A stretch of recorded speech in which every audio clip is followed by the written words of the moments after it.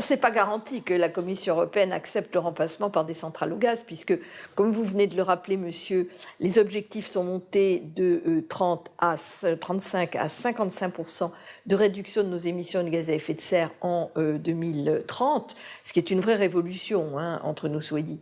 Bon, qui va se faire comment? Avec une réduction de la consommation, parce que je ne vois pas comment on fait autrement, et évidemment avec une massification du recours aux renouvelables. Mais il n'y a pas que l'éolien. Hein. Vous pouvez avoir de la biomasse, vous pouvez avoir de l'hydraulique, vous pouvez avoir du solaire.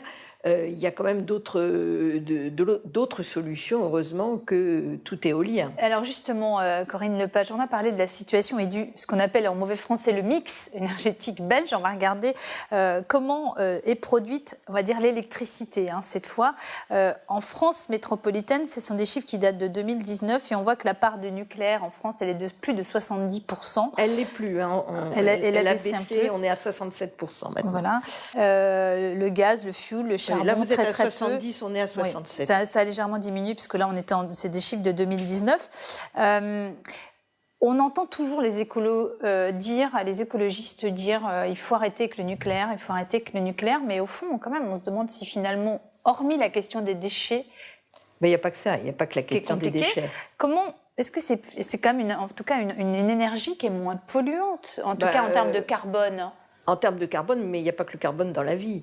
La radioactivité, c'est une pollution. Les produits chimiques que rejette une centrale nucléaire, c'est une pollution. Vous parliez d'eau. Le plus gros préleveur d'eau en France, il la rejette après. Mais le plus gros préleveur, c'est le nucléaire. 60% de l'eau est prélevée et rejetée après, avec une température un peu plus élevée, un peu de radioactivité, un peu de produits chimiques. Donc il ne faut pas dire que ce n'est pas polluant, ce n'est pas vrai du tout. Puis il y a la question des déchets. Et puis vous avez un problème économique qui va devenir de plus en plus flagrant. C'est que la production d'énergie renouvelable coûte de moins en moins cher.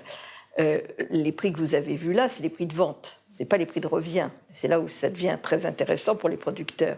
Le prix de revient de l'éolien ou du solaire, et notamment du solaire, a baissé de 75%.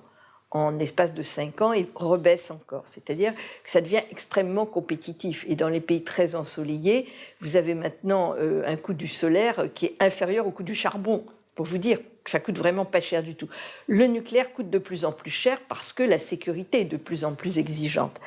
Et par conséquent, la solidité économique du modèle nucléaire est totalement en péril. Et on voit bien les difficultés que rencontre EDF actuellement, qui est déjà très lourdement endetté, qui voudrait procéder à une solution renationalisant le nucléaire pour que ce soit le contribuable qui paye la facture, parce qu'en fait, c'est ça le but du jeu. Bon. Et donc, ça pose réellement un problème économique et financier, à mes yeux, tout à fait majeur. Donc, il ne s'agit pas de fermer les centrales nucléaires que nous avons. Il faut qu'elles puissent aller au terme de ce que la sûreté rend possible.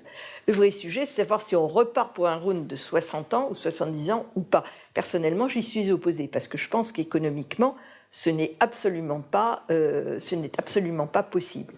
Voilà, mais le débat, il est autant économique qu'écologique aujourd'hui.